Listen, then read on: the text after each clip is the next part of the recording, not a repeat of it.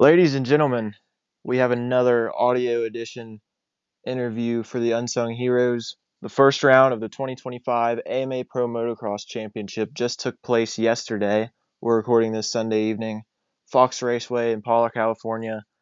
Jet Lawrence, Hayden Deegan 1-1 seemed pretty inevitable at the top, but of course the Unsung Heroes, the privateer guys out there, a lot of familiar faces scoring points, some guys coming over from the MXGP series, and a man that I'm on the line with right now, racing from the NGPC series and from Works, coming all the way from Australia, a part of the RPM Racing KTM team, his first ever AMA National. And he goes 18-18, a pretty good debut. Welcome to the Unsung Heroes, Mason Semmens. What's up, man? No, thanks for having me on. Just chilling today. Recovering from yesterday's big day of racing out there. It was fun. It was good. So you came on my radar from the Glen Helen Moto Fest races. I checked those out a little bit. You were third overall in the 450 class, and there were some legit guys. Colt Nichols and Derek Drake, of course, were on the podium with you. But you're more of an off-road racer. My first question for you, for those who might not be familiar with you, who is Mason Semmens? Talk a little bit about your upbringing, when you started racing dirt bikes, and then how you may have gone from motocross and then like switched to off-road racing and why that's your discipline of choice. Yeah, so always at home in Australia from the age of, let's say, 5 till maybe 18, I was purely just motocross. Yeah, that's what my dad got me into, and then raced, yeah, all my junior career motocross, and then did 2 years in the senior ranks at home, and um, couple injuries in 2018 and 2019 and kind of took the fun away from the motocross for me. And I always done like one-off off-road events at home. And yeah, COVID, no, that was COVID after I moved to America. But there was a period where I was like, I want to bring the fun back into my racing. And then, yeah, I stepped into the KDM factory racing in 2020 for the off-road team at home in Australia. And then 2020 and 2021, yeah, COVID hit and there was no racing at home, and I think I did 4 races in 2 years, and I was like, well, this ain't gonna cut it. So had to make a decision on what I wanted to do, and I had a couple friends on the East Coast doing GNCCs, and I made the switch there in 2022, and yeah, did 2 years GNCCs and got 2 podiums in the XC2 class in 2023, and then yeah, I had good and bad races, but I couldn't really find a future in GNCCs. That's why I moved to the west coast of America, and yeah, here we are in 2025. Last year I think I won. Well, I did win the NGPC Pro 250 in the Works Championship, and yeah, now I'm here in 2025, leading both series, and thought I'd go to the AMA National, and yeah, I think it all went pretty well. I was had a good day. I didn't know what to expect going in, and yeah, I mean 17th overall. I'm pretty stoked with that. For those who might not be as familiar with some of the off-road series like Works, can you describe how different it is from your normal version of motocross for those people and what all goes into those races, not only the endurance factor of the longer races, but also the different types of tracks and obstacles you have to navigate? Yeah, so the Works and GP races. The Works is a 2 hour long race, and the GPs are 90 minutes. So not much of a difference, and very similar tracks usually, but it's kind of like I kind of describe it as a big motocross race in a way. You do the gate drop, you got the first turn. Usually it's on a motocross track where it starts. For Glen Helen, for instance, we start on the gates, do the motocross track, then we shoot off into the trails and stuff. And yeah, we run the big tanks, we run the steering dampeners, the stabilizers, and yeah, I mean you got to race for 2 hours, you got to make a fuel stop, and yeah, there's just a few more factors that definitely go into the off-road racing compared to motocross. Um, a bit more strategy. I definitely would say there's more fitness for it because today, after racing it yesterday, I'm just as sore and tired as I am after doing a works race. So, yeah, there's definitely different factors, but the intensity of a motocross race is just through the roof for the 35 minutes. And it's the same for a GP, really. Like the 90 minutes, if you're in a close battle, you're seriously pushing for an hour and a half till the end. So, Yeah, I mean, bit of a longer track in the enduro series too that works. It's usually around a 10-minute lap time. So yeah, it's definitely different factors, but for the most part, gate drop, intensity, and yeah, it's all somewhat similar. It's all riding a dirt bike at the end of the day. It was kind of a cameo appearance for you yesterday at Fox Raceway, but going into the event, take me through your day through qualifying through each of your motos. It sounds like you really just wanted to go out there and have fun and kind of enjoy things on the motocross side for a little bit. And at the end of the day, you walk away with 8 points and you're running up with very competitive guys who have scored points and competed on a high level for several years and top 20 overall in your debut AMA motocross race. That's a pretty solid start. Yeah, no, thank you. It's just the whole experience was just like no other. I mean, to gain that experience, you just have to do it, and that's probably why I'm going to head to Hentan next weekend just to go get that experience again. But, the qualifying sessions, it's just the tracks, well, yesterday, for instance, the track was just super deep. There was soft pockets everywhere, and you're trying to push on a track that's not really allowing you to, and, you got to get a good qualifying time and for a good gate pick and whatever. So yeah, the whole day is just super, super intense for me. It was anyway. And, um, yeah, and then you go to the motos and things are different in the motos compared to the qualifying. You kind of find your spot and find your groove and back it down maybe 5% compared to qualifying and run smoother laps. But yeah, there's just a lot going on at them races. It was definitely an eye-opening experience for me, and I'm eager to get back out and do some more for sure. I feel like coming from a motocross background and losing that fun that I had in 2018 and 2019. I think it's definitely back for me right now, and I'm definitely interested to go do some more. So yeah, it's just they're well run events, and yeah, I really enjoyed yesterday. It was fun. You talked about qualifying being already so rutted and technical. It was kind of trial by fire for you in 450B group. You're the very last session that goes. You don't Mm. have the luxury like the 250B guys who start the day. They get everything fresh and can really attack. You had to go out there when it was chewed up, basically race conditions, and run lap times to try to match the guys who had a little bit fresher track before you. What was your mentality going into this, thinking, that you had the worst conditions that you could possibly have to qualify and just trying to be able to put together a good enough lap time to get into the show? Yeah, I didn't really think I didn't. That's the thing. I didn't expect it to be that bad that quickly. Because yeah, I do race at 250 in my series that I do race in off road. And I went away from the 250 purely because the track was going to be really muddy in qualifying, and bad qualifying, bad gate pick, bad starts. And I thought, I'll try the 450 because I was expecting the track to be better for qualifying, and I feel like I suit a 450 a bit better regardless, just for my size. But yeah, when I went out for the first qualifying session, I was like, oh, this is gnarly. The track's soft and it's got edges, and yeah, just you just had to get the mind right, honestly. And then after the first qualifying session, I knew what I had to do. Just had to send it a bit harder, to be honest. And I think I did that for one lap, and I gained a couple of positions in my qualifying time from the first session. So, yeah, that's just another experiencing. Like them top 15 guys are just so used to sending it for that one lap in the qualifying when the track's not good. They just don't care. They just send it, and yeah, it's pretty gnarly, honestly. Like them top guys, I seriously take my hats off to them. The way they rode that track, and just how they pick it apart and choose lines, and it's seriously impressive. So yeah, it's like I said, it was an eye opener. You look on the overall results sheet, as you mentioned, 18-18, 17th overall. I mean, you're right up there. Of course, the guys I mentioned from the Glen Helen race he ran with Derek Drake and Colt Nichols.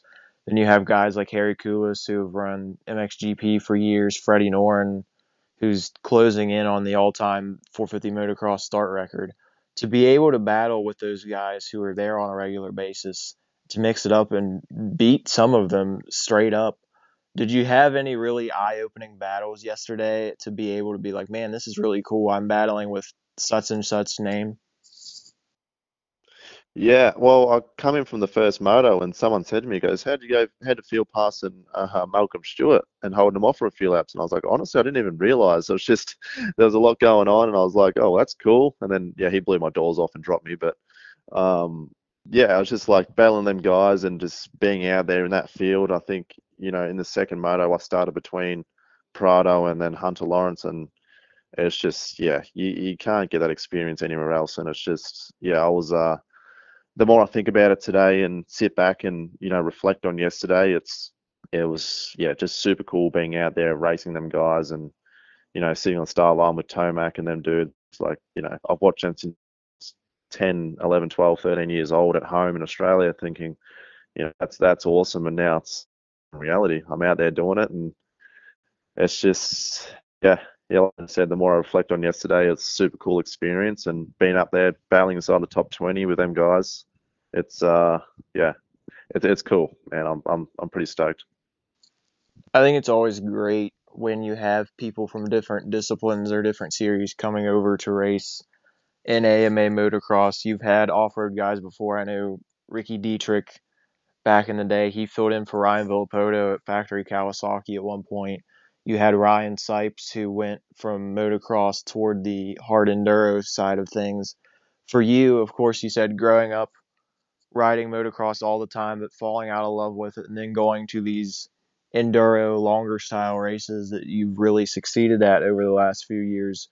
I'm sure it felt like sort of a homecoming when you got to run the motocross race, but in your opinion, being able to run now a pro national with the top level names, how much more respect do you have for the series compared to what you normally race against? And how do you think other guys that maybe go from the off road side of things that don't have that experience for motocross like you do, how much experience and kind of respect do you think they're able to take away when they go line up against, say, a Eli Tomac or a Jorge Prado?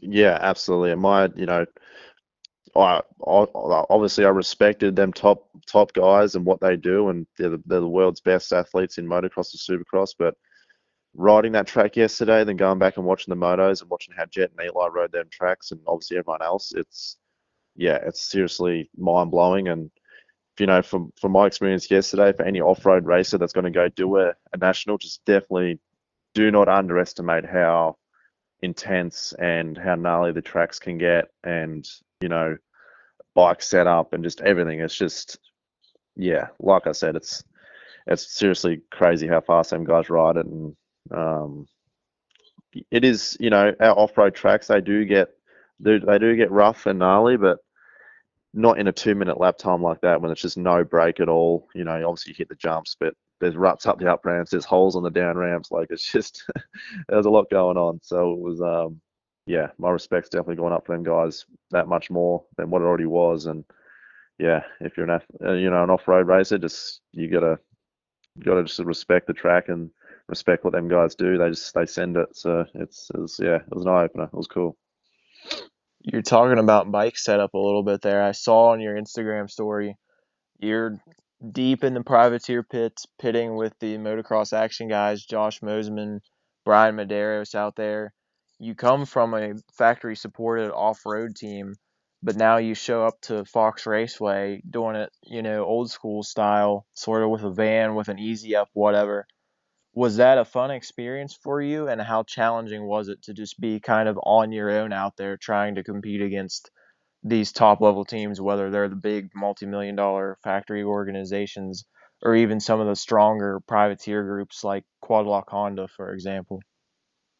Yeah, no, it was cool. I don't mind being out the back and not having the spotlight on me. Let's say like maybe what I do in an off-road race.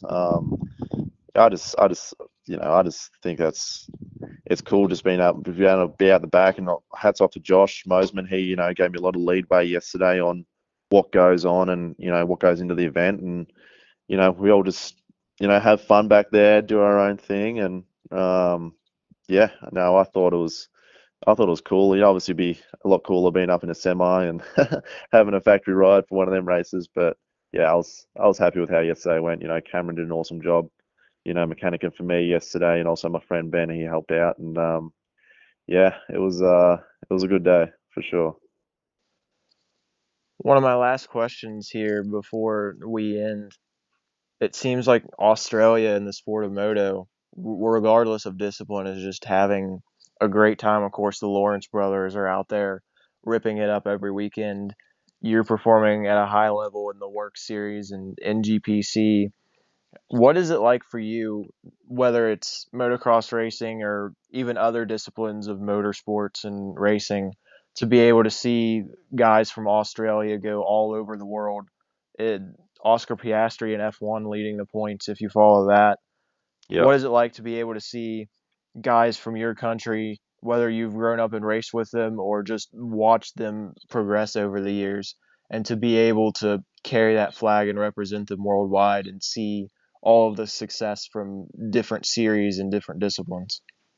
Yeah, for sure. I mean, Australia has a good base right now with the MX Nationals motocross series at home. You got Kyle Webster, who was on the winning Motocross and Nations team last year, with Jet and Hunter, and also Jed Beatons. They go back and forth every moto at home for the Australian series. Like, yeah, it's such a great series at home, and the off road. You got Daniel Milner, who's been to America, been there, done that GNCCs, and he's been to Enduro GP, like on the off road side of things. So like, yeah, I mean, it's cool to see Australians getting out and experiencing the other racing in the world, because I think Australia does have some of the best riders worldwide in a lot of disciplines. So it's definitely cool, and to be somewhat a part of that, being away from home and living in America, racing my dirt bike for as a living is, yeah, it's a dream come true. Honestly, when I was a kid, I wanted to definitely be where I'm at now and make it my job, and do it as a living. And there's me and many other Australians around the world doing that. So it's yeah, like I said, it's cool to be somewhat a part of that. And yeah, I definitely encourage other Australians to get out and come over, have a crack at it, and you never know what can happen. So it's yeah, America's cool, and I enjoy my time here, and yeah, it's good. One last thing before we end the interview. You mentioned floating around the idea of racing Hangtown since you enjoyed your time at Fox Raceway so much. Will we see the 196 back on the gate this weekend at Hangtown and maybe some other races through the rest of the year? Yeah, Hangtown's the only other one I can do because I'll be heading home around June 18th. So Hangtown is the only one I can do. And yes, you're gonna see the 196 lineup. I'm gonna organize it here today and tomorrow and get the bike sorted out, get it freshened up, and um, get to work. I better enter the race actually before it closes on Wednesday. And yeah, yeah, I think I'm gonna make the trip up. You just, like I said, you can't get that experience, anywhere else, and it's only gonna make me a better rider and racer, and honestly a better person just being with them guys, and yeah, being up there battling up with them guys. So yeah, I think I'm going to make the trip up to Hangtown and make it happen. There you have it, ladies and gentlemen. One of the newest faces in the AMA pits, but he's no stranger to winning and competing at a high level. From RPM Racing KTM, Mason Semmens, thanks for the time, man. Hopefully, we can get some of the Down Under fans down in Australia paying attention and looking at this.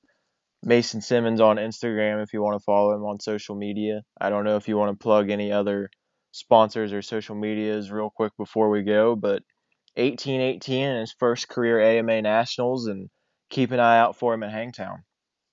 Yeah, thank you. Yeah, just the Instagram's Mason Semmens, and yeah, I'll post majority of my stuff there. So thanks for having me on, and yeah, I appreciate your time. Sounds good. Thanks everybody for tuning in once again, and stay tuned for more.